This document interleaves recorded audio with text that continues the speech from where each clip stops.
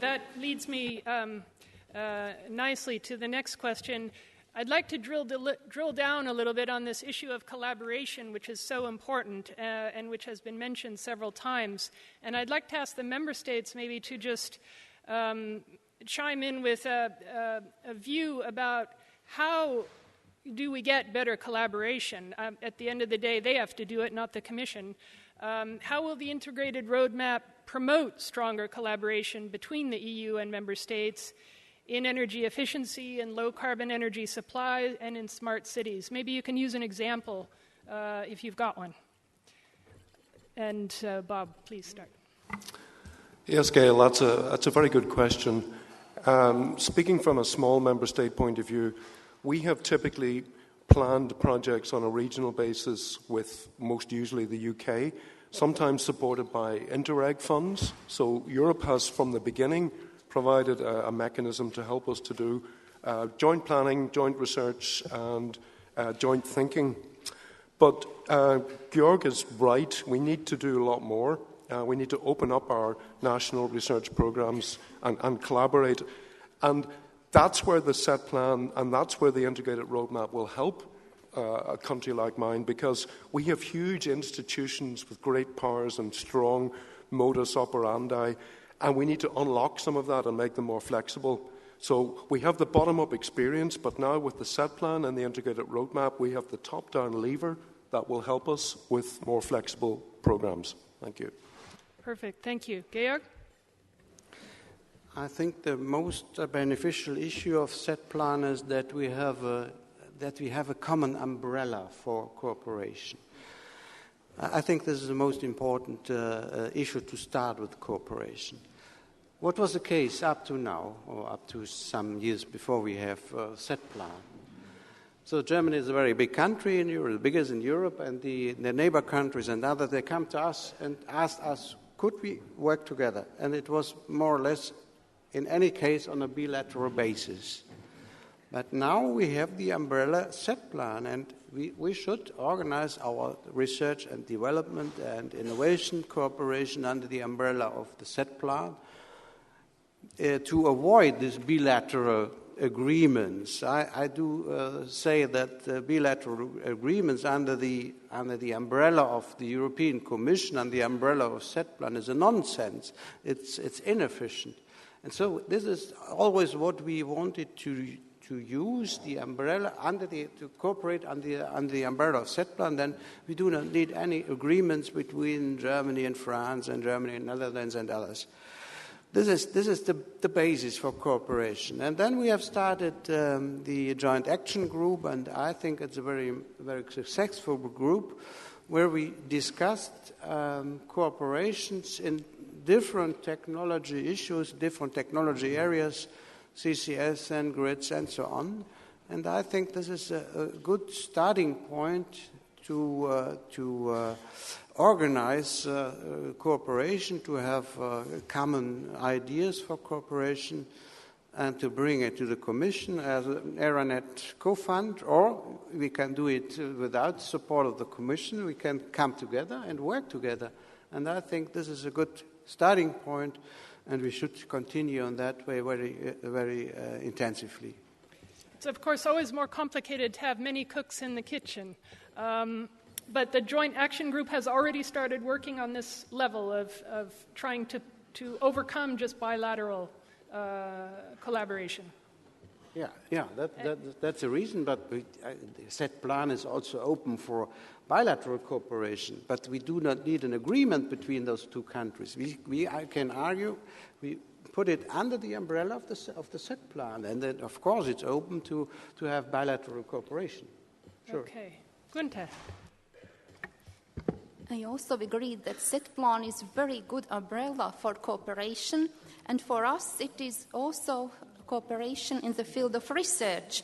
We have a very successful example, cooperation in the field of smart grids, because we have only several national grants and projects in this field, but we put this money and this capacity together with other countries, and now we are involved in this joint program on smart grids under European Energy Research Alliance, and now we are looking Also in other fields, for example, in the field of wind energy research or smart cities and communities, also how to use our possibilities for this cooperation to get more, because this is a very good framework, started from bottom up, but at the same situation we don't need special agreements, and it's not so heavy bureaucracy.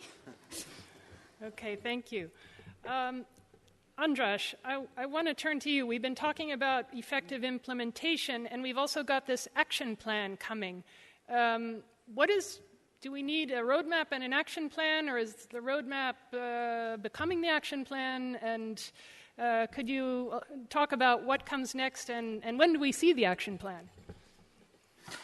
Well, the key concept of this entire exercise, and then whatever terms you are using for the different parts of it, is to have stakeholders, member states on board, and to create ownership by them and for them.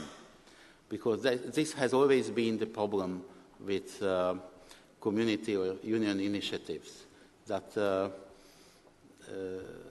it's fine that the Commission provides coordination, fine it comes up with proposals for visions and programs, but somehow it also has the adverse effect that the ownership in the stakeholders is not there.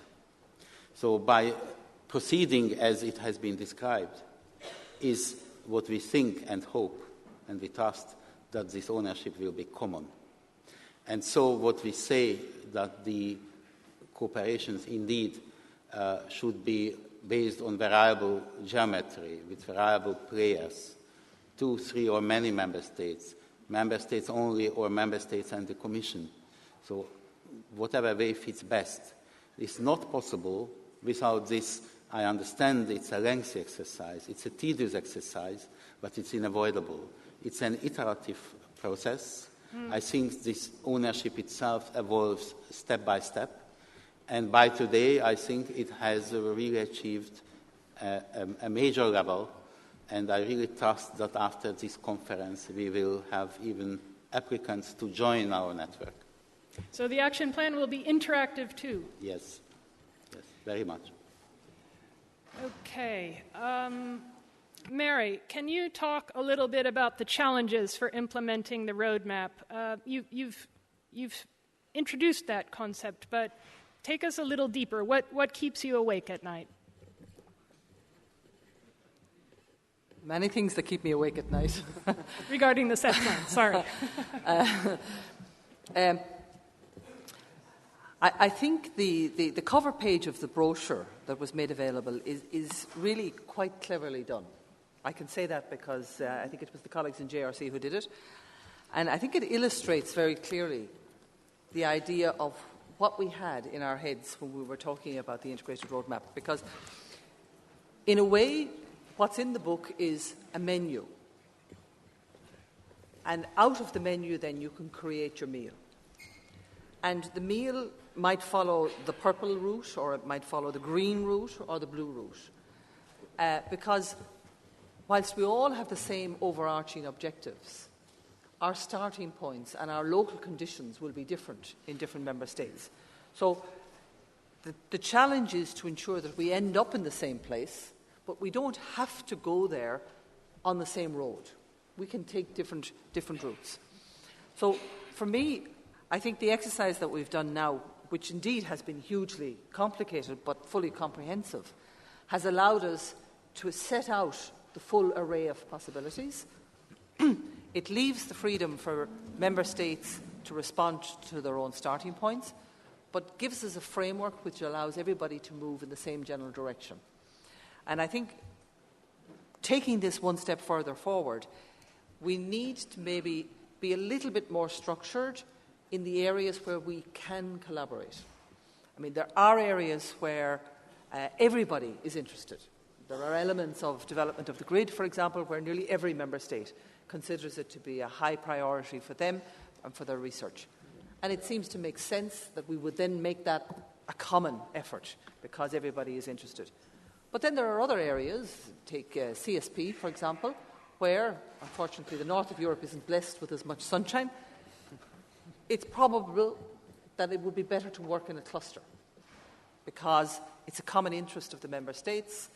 They have a shared possibility in this area and a shared interest, and therefore that's the best way to do it. So I think putting a little bit, but not too much structure around this approach so that we can support it and allow it to flourish going forward, as we say, moving down the pathway to the ultimate goal.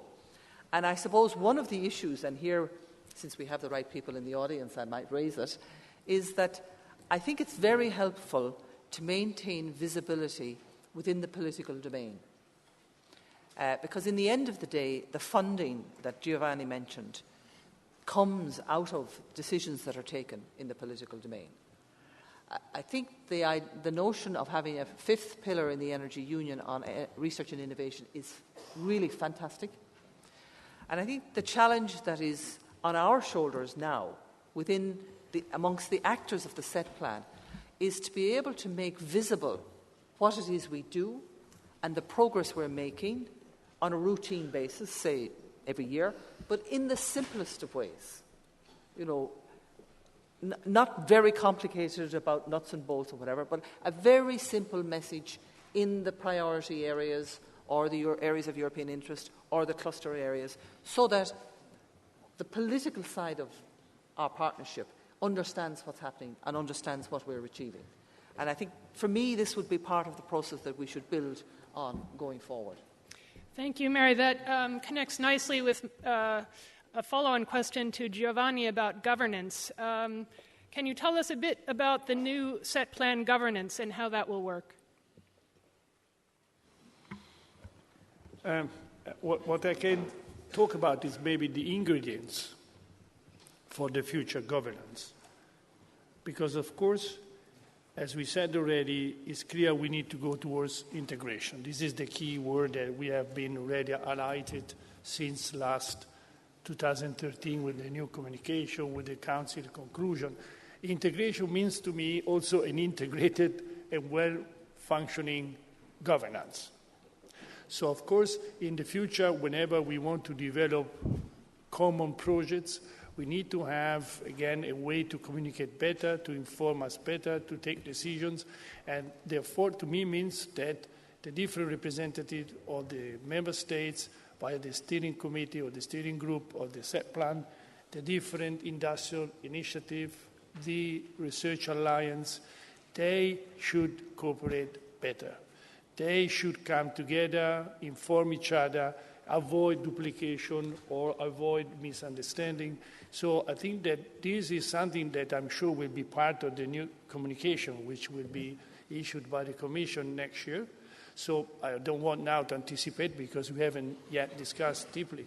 But for me, it's very obvious that we need to make progress in that respect, in the sense that we need to have more, let's say, effective way to exchange information, to take decisions, to find synergies. So I would like to see that in future there is more closure link among these three, let's say, bodies that I mentioned before that are, in fact, at the moment, working not on separate, however, they can find better ways to integrate each other. Because, again, in the end, we simply need to evolve all together via research, via implementation, via demonstration, via industrial solutions, towards, again, this intelligent system. Intelligent system does not recognize any kind of different slides or different actors.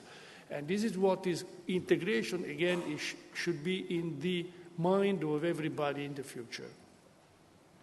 Thank you.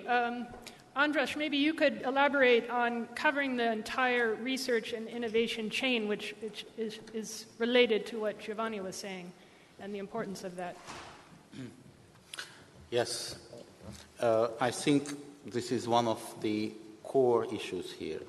The energy challenge is an extremely concrete challenge. It has been described in the Energy Union strategy, in many communications, in elaborations and speeches in many places. We all know that. We need practical results, applicable, marketable, bankable, and so on.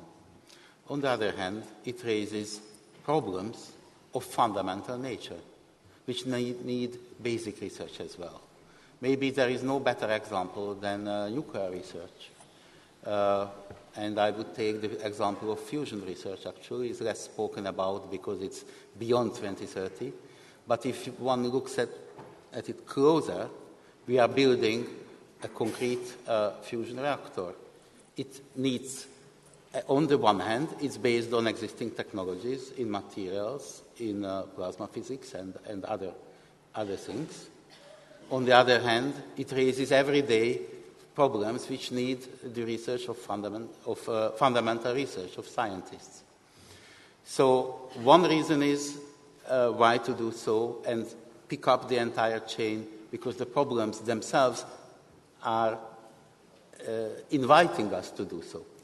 And of course, the other part of it is that indeed all the investment made into research must bring fruits, and not in the far future, but now.